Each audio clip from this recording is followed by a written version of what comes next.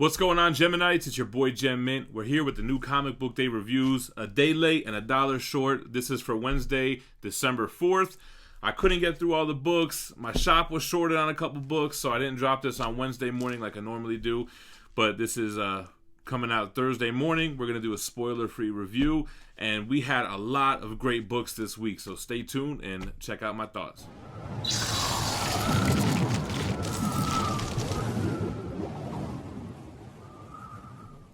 Alright, first of all, I'm a sucker for these art short boxes. This is an Annihilation Scourge one, which has the Annihilation, Scourge, Silver Surfer, Nova, and then Beta Ray Bill and Fantastic Four.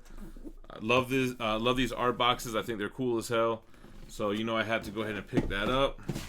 People always ask me where I get them. My local comic shop just gets them in, and that's where I get them. So, huge week for comics. And this was a week where I had a tough time choosing my pick of the week. There were many contenders for pick of the week, and we'll talk about that along the way. So first, let's give a shout out to Marvel Comics. They hit us up with 3 comics this week to review.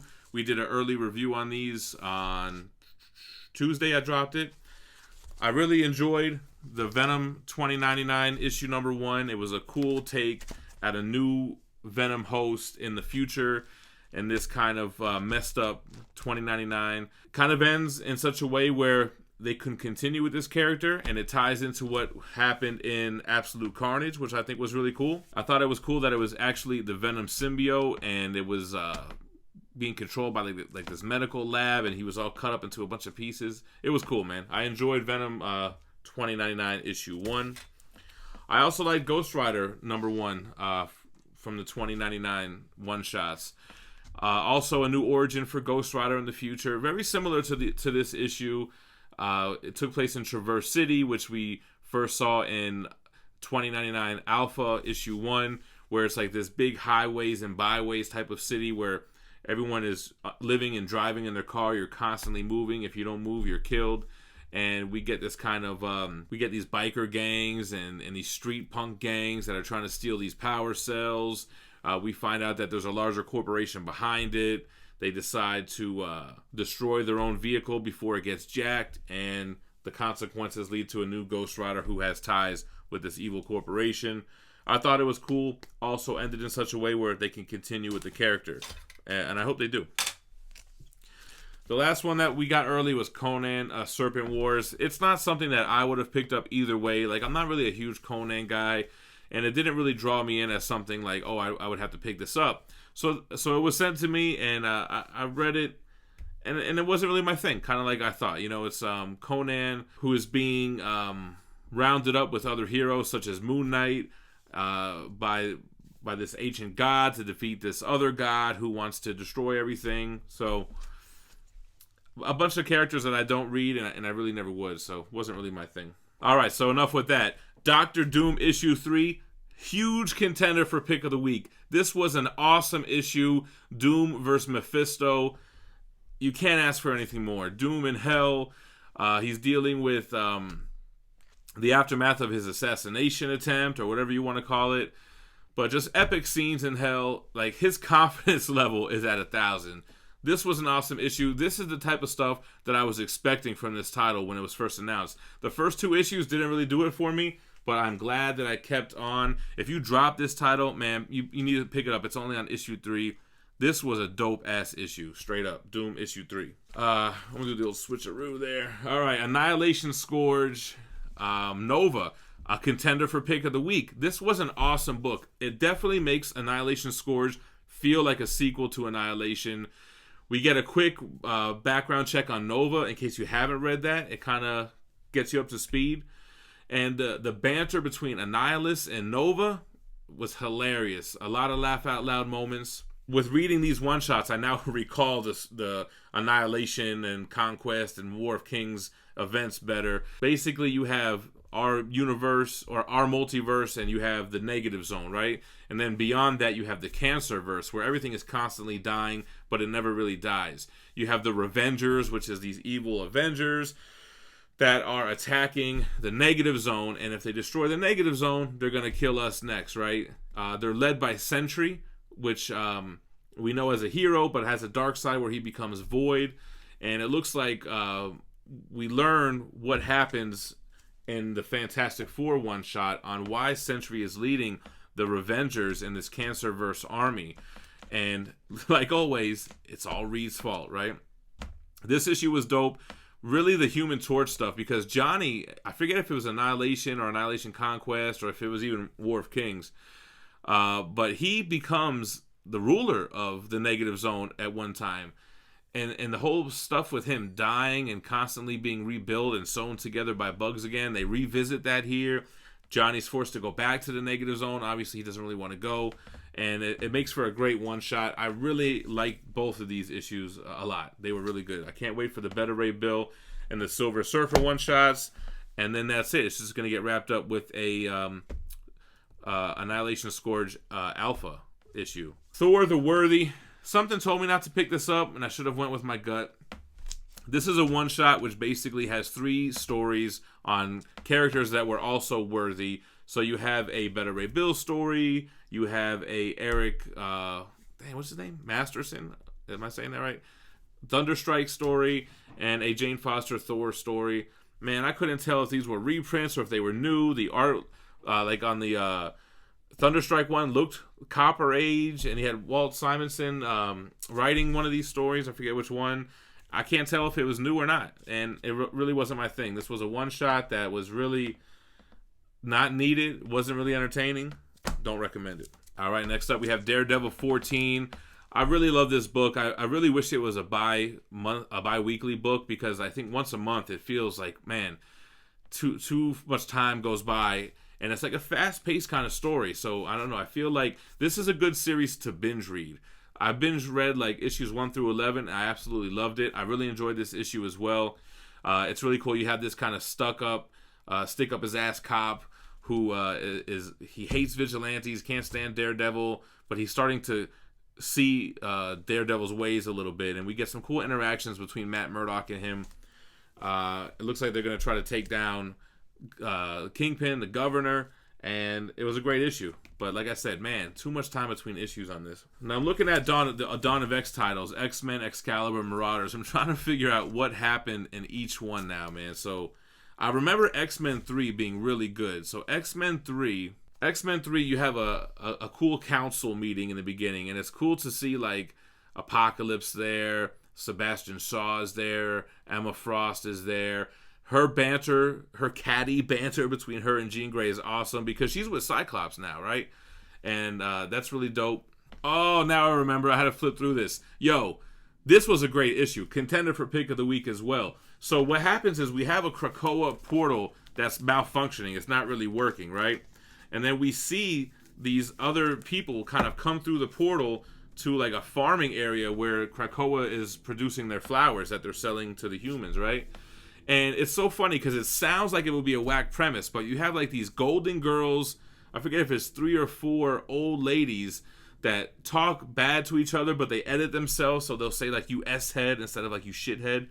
And it sounds like a goofy premise, but it was really, really good. This issue, this was Hickman, and it shows us a threat here. These botanists, man, they kind of, I guess it's kind of like a poison ivy kind of thing, where they've deemed humans the problems of Earth. They have this crazy scene where they show they're growing plants out of dead human bodies and shit. This was a great issue, man.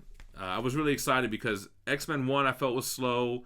Issue 2, I mean, I think it was just a lot of Summers building, but this one was cool to get the threat finally. Marauders, I remember Marauders. So we now we know Kate Pride, she ain't Kitty no more. And it's funny because you get some banter between her and Bishop like that. He calls her Kitty, and she's like, oh, okay, Bishy. Like, and he was like, oh, my bad, I forgot you're Kate now.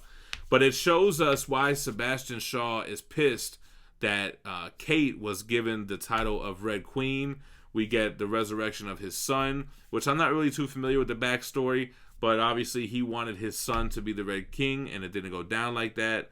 It was a cool issue. I definitely enjoyed Marauders. Not as action-packed, but it was cool to see that aspect of Marauders. Excalibur, you know, I'm not really digging Excalibur that much. I never really was an Excalibur fan with that whole Otherworld stuff and that whole kind of, I don't know, Kings and Queen kind of stuff.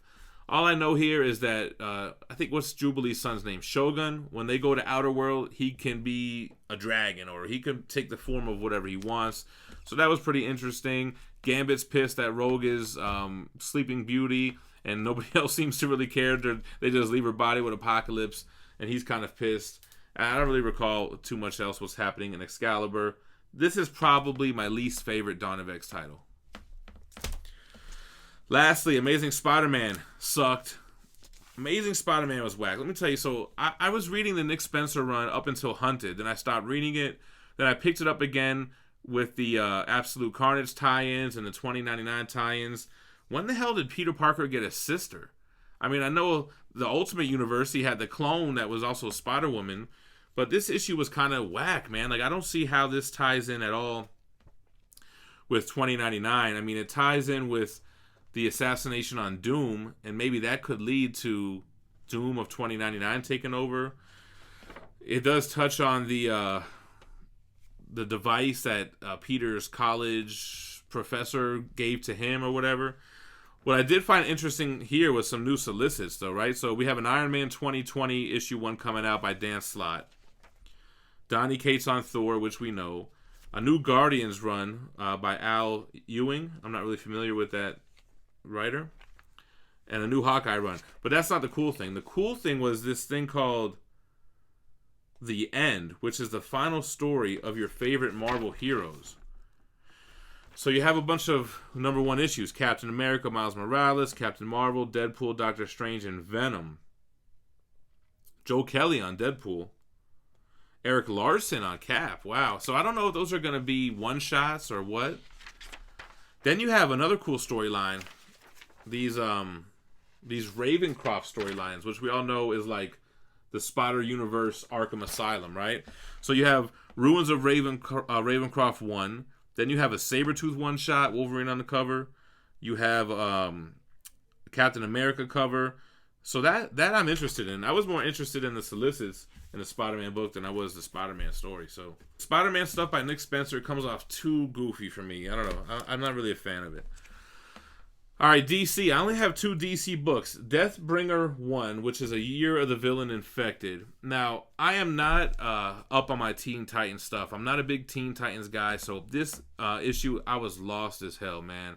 I guess Donna is like a younger version of Wonder Woman, and I guess she's going to be infected, and I just was lost. I wasn't feeling this. It was a chore for me. Batman 84, City of Bane Part 10. This was a really good issue. Almost a contender for Pick of the Week as well. This is what I expected out of the City of Bane storyline like 4 or 5 issues ago, man. This kind of shows us Thomas Wayne's motivations and what he did. It literally goes step by step into the past and show all the moves and decisions he's made. Really cool stuff. I don't know. I think that this was a great issue. I think it says that the last issue now is the final one, but I thought this was the last Tom King issue on Batman, but I don't know. I could be wrong. Maybe there's an epilogue that he didn't write. All right, on to my Image stuff here. So we have Spawn 303. Loved me some Spawn. You get She-Spawn versus Spawn battle, which was awesome. We're getting aftermaths of Spawn 299 and 300, and with him killing Clown and the ramifications of that. So a really quick, fast-paced book. I love Todd, man. Todd is so cocky. That's how I would be if I became rich and famous. Like, Todd's in the back, like, this is issue 304, which is also record-breaking. Technically, any book after issue 300 is a record-breaking book. Hell, I might put the record-breaking Spawn on every cover. So, man, go ahead and flaunt, Todd. You deserve it, man. You earned that shit. So, yeah, we get a little glimpse of medieval Spawn like you see on the cover. I don't really want to get into detail, but somebody has him prisoner, and we don't really know how or why, so I'm interested to see more about that. I loved medieval Spawn when he first came out in the 90s. Yo, Jonathan Luna, Lauren Keeley, 20XX, issue 1. Now, I have a confession to make. I own 3 Luna Brothers Absolutes. I've never read anything by the Luna Brothers. This issue is fucking awesome. From the first couple of little words you read, you're hooked. It's a black and white book. You can tell this story was just so well thought out and fleshed out. and I'm down for the ride, man. This takes place in the future. The dialogue is great. The dialogue is written like how I talk, not like, you know, yo yo yo, but like cursing and like, I don't know, it's just, it feels like it's written like how I talk, and I really like it. You have this character, she's at home, she sleeps in late, right? It seems like it's a future, so they're kind of even throwing little things like you can make phone calls in your mind, like, all right, call Steph, all right, boom, hey, what up? And they're just talking, hey, I'm late for work, this and that. You know, she goes to the office, she's talking with her coworker, and she's like, hey, I'm so sorry for your loss. Yeah, I know death is so common these days, and death is, we're getting the vibe that it's something that happens, you know, a lot for whatever reason. Our main character coughs again, and you just see the look on her coworker's face like, yo, you got that shit. Sure enough, she does. So what this book is like, it's like mutants, X-Men style with powers and everything, but put it like this. You get sick and you either die or you become a mutant. So the human race is falling victim to this plague or this disease. They walk around with masks on their face, and those that survived are called Sims because a symbiote lies dormant in their brain. And they're kind of they're looked down upon because humans are like, oh, you guys are those Sims. You're killing us all off, this type of stuff. You guys are freaks. They have telekinesis and stuff, and it's heavily policed. And as soon as they find out that she survives and that she's a Sim, it's all these rules in place. So you could even tell by my description, there's like a well thought out universe here, and I cannot wait to continue reading this.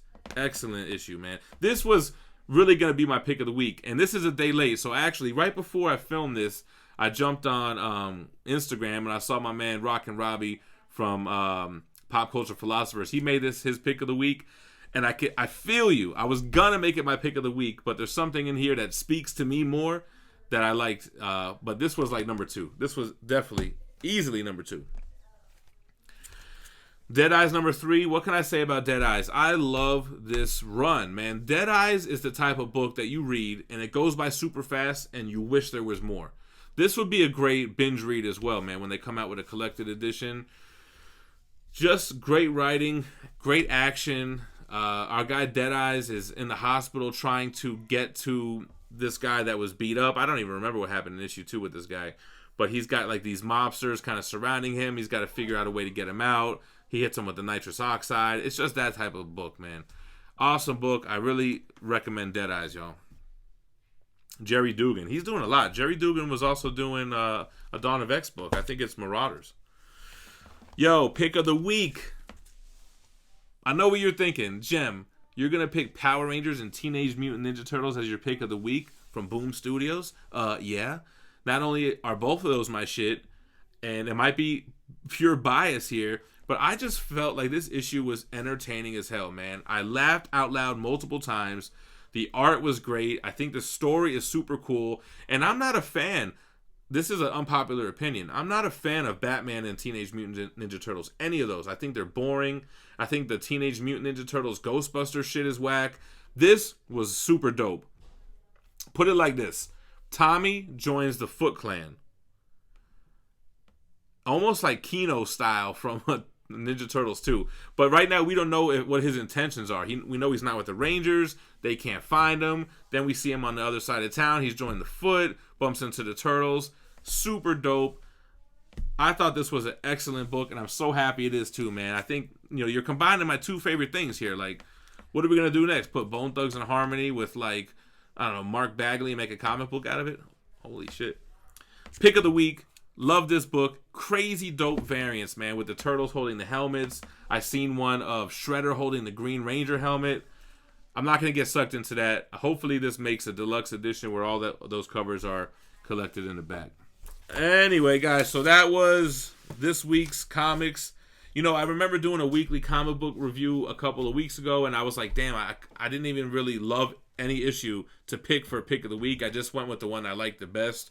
This was the opposite of that, man. This had multiple titles that could have been a pick of the week, and it was a hard time to decide which one. But overall, this one, I just dug it the most. Let me know what you guys think about today's new comics in the comments below. Hit me with the like before you bounce. Show your boy some love. Make sure you subscribe to the channel. hit the bell so you get notified when we drop videos. Even though it's always like 8 a.m. Eastern every single day, we drop daily content. But hit the bell, man, because we're gonna do some weekend live streams, and you want to catch that. So stay minty fresh, y'all. Peace.